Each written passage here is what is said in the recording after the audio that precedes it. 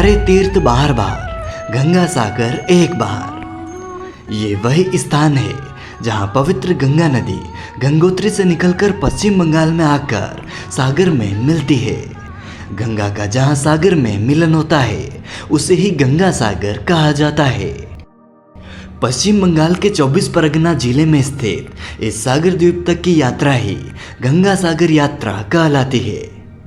मान्यता है कि केवल गंगा सागर की यह यात्रा करने से ही मनुष्य को सैकड़ों तीर्थ यात्राओं के समान लाभ मिल जाता है। गंगा सागर एक महातीर्थ है जहां पश्चिम बंगाल का सबसे बड़ा मेला लगता है, जिसे गंगा सागर मेला कहते हैं। श्रद्धालु यहां आकर गंगा और सागर के इस संगम पर स्नान आदि करके पूजा पाठ करते हैं। मकर संक्रांति पर होने वाले इस विशेष स्नान की तो कई मान्यताएं हैं।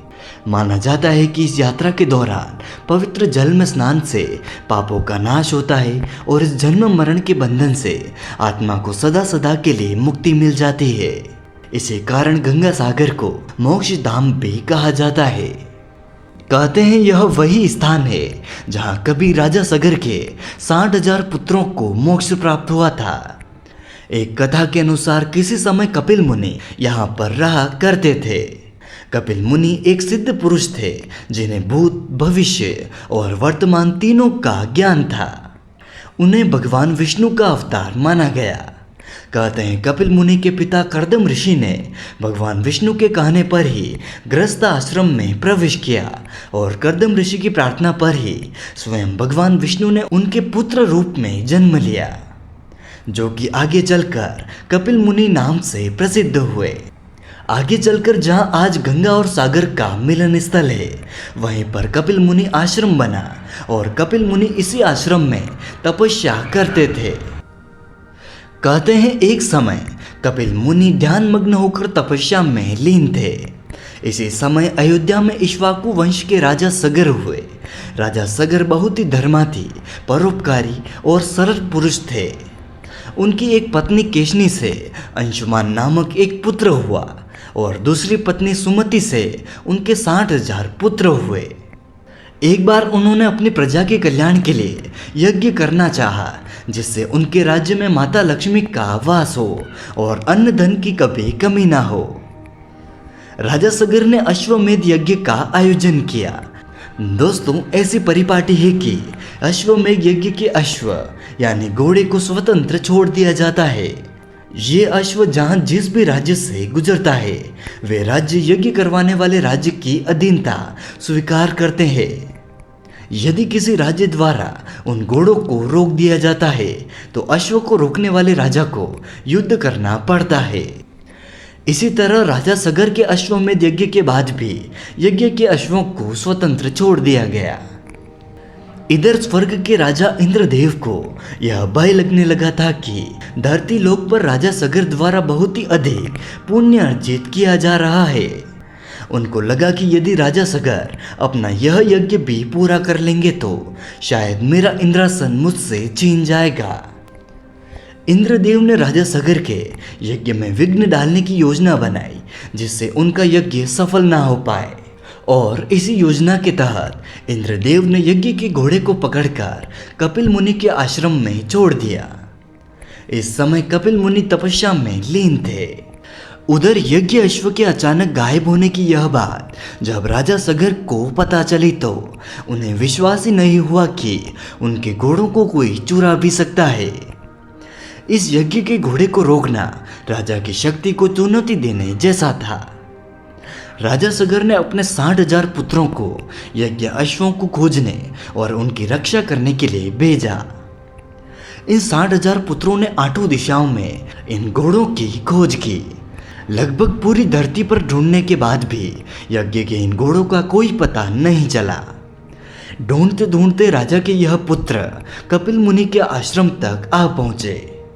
जब राजा सगर के इन पुत्रों ने यज्ञ अश्व को कपिल मुनि के आश्रम में देखा तो उन्हें लगा कि अश्व कपिल मुनि ने ही चुराए हैं।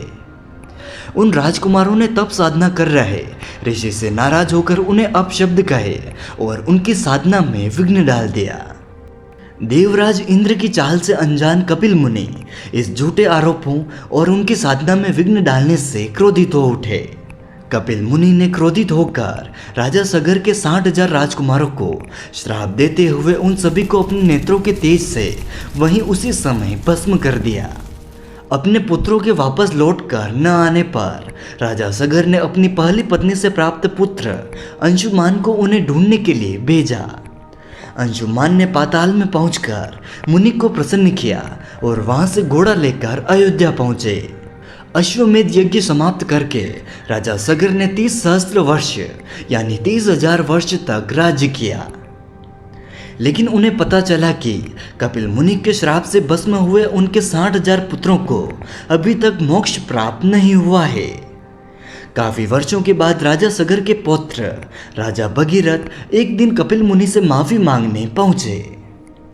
कपिल मुनि राजा भगीरथ के व्यवहार से प्रसन्न हुए। उन्होंने गंगा जल से राजा सगर के 60,000 मृत पुत्रों को मोक्ष देने का उपाय भगीरथ को बताया। कपिल मुनि ने कहा कि जब गंगा की धारा उनकी अस्थियों को स्पर्श करेगी तब इन्हें मोक्ष प्राप्त हो जाएगा, लेकिन इसके लिए आपको मां गंगा को धरती पर लाना होगा। राजा सगर के पुत्रों की आत्माओं को मोक्ष दिलाने के लिए भगीरथ ने कठिन तपस्या की।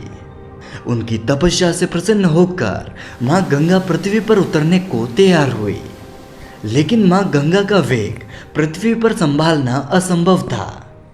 गंगा के वेग को संभालने के लिए भगीरथ ने भगवान शिव की तपस्या की, जिसके बाद भगवान शिव ने गंगा को अपनी जटाओं में धारण कर उनका वेग नियंत्रित किया। राजा भगीरथ ने अपने अथक प्रयास और तप से मां गंगा को शिव की जटाओं से धरती पर उतारा और अपने पुरखों के भस्म स्थान पर गंगा को मकर संक्रांति के दिन लाकर उनकी आत्मा को मुक्ति और शांति दिलाई। इस तरह माता गंगा के स्पर्श से राजा सगर के पुत्रों को मोक्ष प्राप्त हुआ। यही स्थान आगे चलकर गंगा सागर कहलाया और इसी दिन से यह धारणा बन गई कि गंगा सागर में जो व्यक्ति स्नान कर लेता है वह स्वर्ग में अपना स्थान सुनिश्चित करता है। गंगा की धरती पर आने की तिथि हिंदू पंचांग के अनुसार उत्तरायण या मकर संक्रांति पर होती है। इसीलिए इस मोक्षदायिनी स्थान पर हर वर्ष मकर संक्रांति पर लाखों लोग मोक्ष की कामना लेकर स्नान करने पहुंचते हैं। गंगा सागर की इस यात्रा का प्रारंभ कोलकाता शहर से होता है। जैसे ही सूर्य ब्रह्मपुत्र नगर के प्राचीन शहर पर उगता है, आध्यात्मिक उत्साह जाग उठता है और विभिन्न देशों से आए भक्त इस दिव्य यात्रा पर निकल पड़ते हैं। कई लोग यहाँ हुगली नदी के तट पर स्नान करके भी अपनी यात्रा का प्रारंभ करते हैं। यहाँ आपको हुगली नदी पर बना विश्व प्रसिद्ध हावड़ा ब्रिज देखने को मिलेगा। कोलकाता पश्चिम बंगाल की राजधानी है। देश के कई राज्यों से कोलकाता शहर अच्छी तरह से जुड़ा हुआ है। आप बस, टैक्सी या खुद की गाड़ी से भी कोलकाता आ सकते हैं। कोलकाता से आपको डायमंड हार्बर रोड से काकद्वीप तक पहुंचना है। आप चाहे गाड़ी से आए, ट्रेन से आए या प्लेन से, आपको काकद्वीप तक पहुंचना है। गंगा सागर का निकटतम airport Subhash Chandra Bose international airport है। यदि आप प्लेन से गंगा सागर आना चाहते हैं तो दिल्ली सहित कई अन्य राज्यों से भी यहाँ की फ्लाइट आपको मिल जाएगी। इस एयरपोर्ट से गंगा सागर की दूरी 142 किलोमीटर की है। बस या निजी टैक्सी करके आपको काकद्वीप आना है। ट्रेन से भी आप गंगा सागर आ सकते हैं। गंगा सागर के निकटतम रेलवे स्टेशन का नाम सियालदाह रेलवे स्टेशन है। सियालदाह रेलवे स्टेशन पर उतरने के बाद यहाँ से गंगा सागर की दूरी लगभग 140 किलोमीटर की है। यहाँ से भी आपको बस या निजी टैक्सी से काकद्वीप तक पहुँचना है।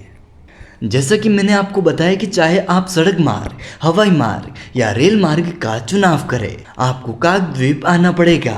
काकद्वीप से आप प्लॉट नंबर 8 पर जाएंगे और वहाँ से आगे के लिए आपको फेरी लेना पड़ेगा।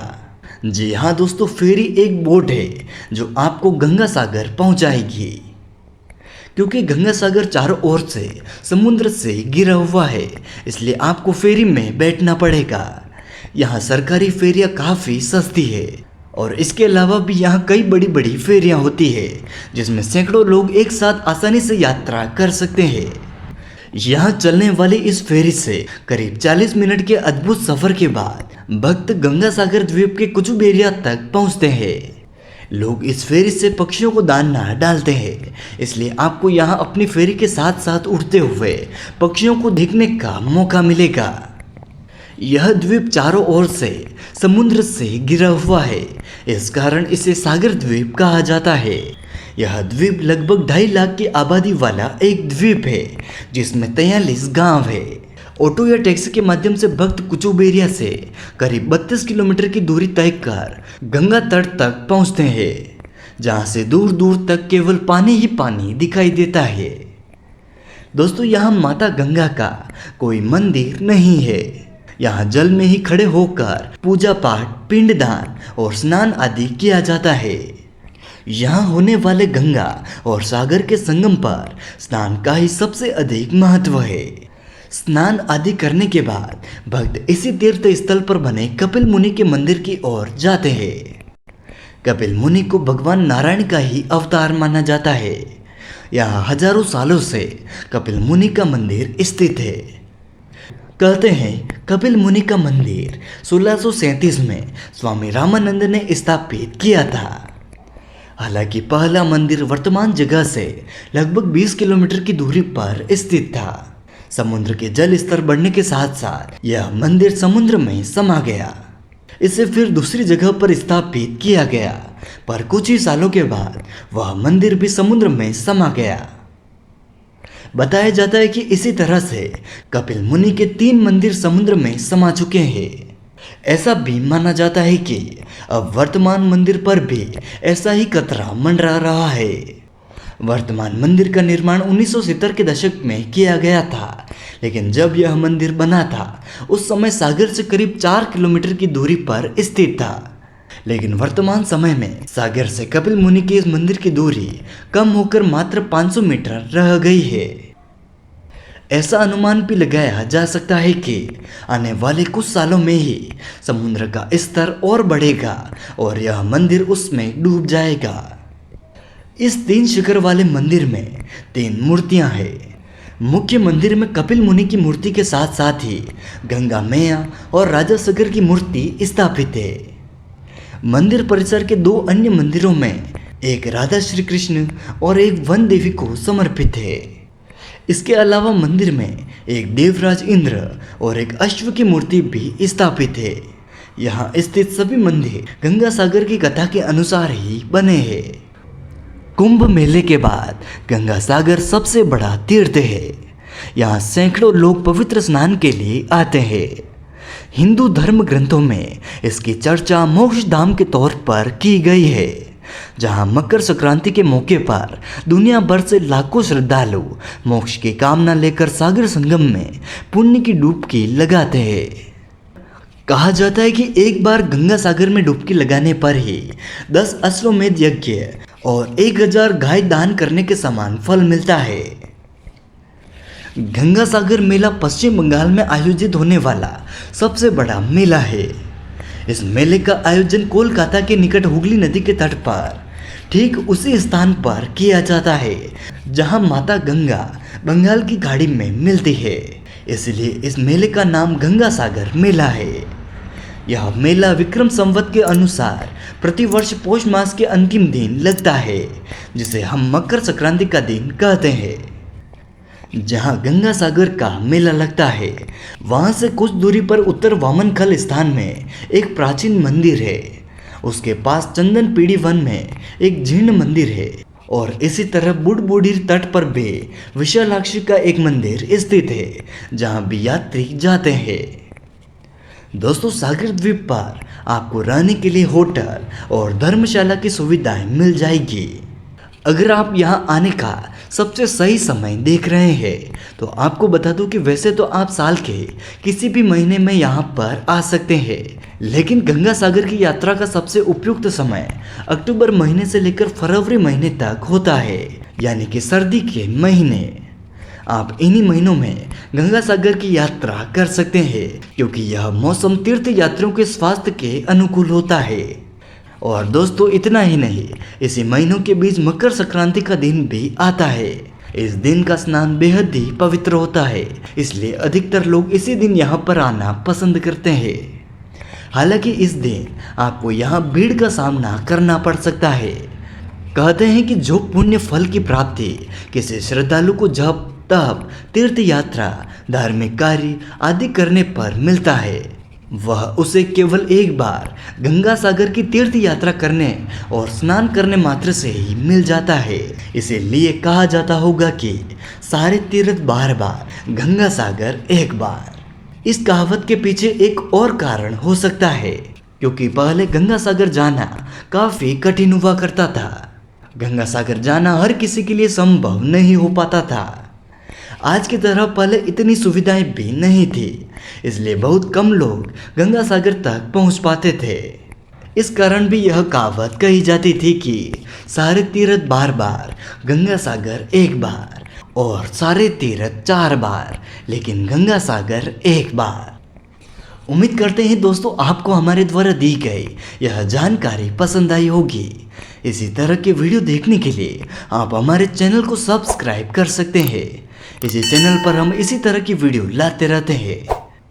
हमारे इस चैनल में भारत के कई मंदिरों की कथाएं और उनकी यात्रा करवाई गई है, इसलिए आप हमारे चैनल को सब्सक्राइब जरूर करें। फिर मिलते हैं ऐसे ही नए वीडियो के साथ। तब तक मेरे साथ कमेंट में लिखिए हर हर गंगे।